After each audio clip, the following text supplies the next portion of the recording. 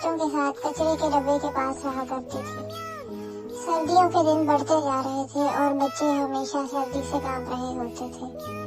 बच्चे अक्सर पुराने खिलौनों से खेलते थे और उनके पास अक्सर खाने के लिए कुछ भी न होता। कई दिन वो भूख से गुजारते थे। थंडर अक्सर अपनी माँ से सवाल करता कि माँ, हमारे पास रहने के लिए कोई घर क्यों नहीं है। मीज़ो हमेशा उनको जवाब देती कि हमारे पास अभी घर नहीं है क्योंकि कुदरत हमारे लिए यही पसंद कर रही है। होटल की खिड़की के बाहर बैठी मीज़ो अक्सर उस लड़की को देखती जिसकी गोद में एक बिल्ली सो रही होती, और वो लड़की उसके साथ कभी खेलने की कोशिश करती और कभी हाय बोलती।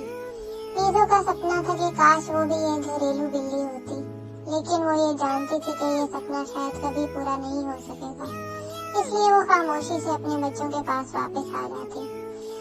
होटल का मालिक अक्सर उनको खाना दे जाता और उसके बच्चे वो बचा खाना खाकर बहुत खुश होते क्योंकि ये खाना उनको बहुत दिनों के बाद मिलता था और वो जी भर कर ये खाना खाते।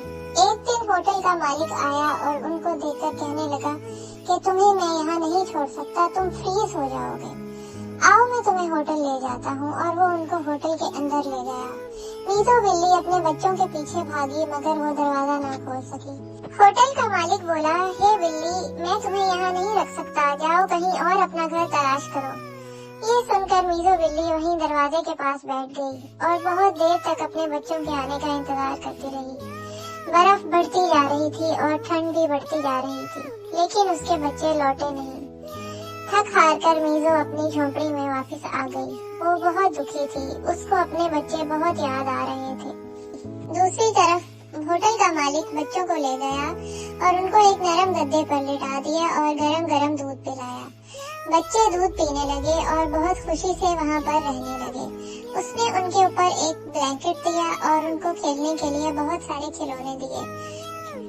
होटल की तरफ आती लड़की एक बार मीज़ो को बहुत खुशी से मिली। वो मीज़ो के लिए खाना लेकर आई थी। मीज़ो ने पेट भरकर खाना खाया बहुत दिन के बाद। बच्चे दूसरी तरफ दूध पी रहे थे और बड़े हो रहे थे। मीज़ो रोज खिड़की के बाहर बैठकर अपने बच्चों को खेलते हुए देखती। मीज़ो के बच्चे दिन भर खेलते, खाना खाते और अपने गर्म बिस्तर में सो जाते। मीज़ो ने शायद अपना सबक सीख लिया था। वो अपने बच्चों की किस्मत बदलने में कामयाब हो गई थी।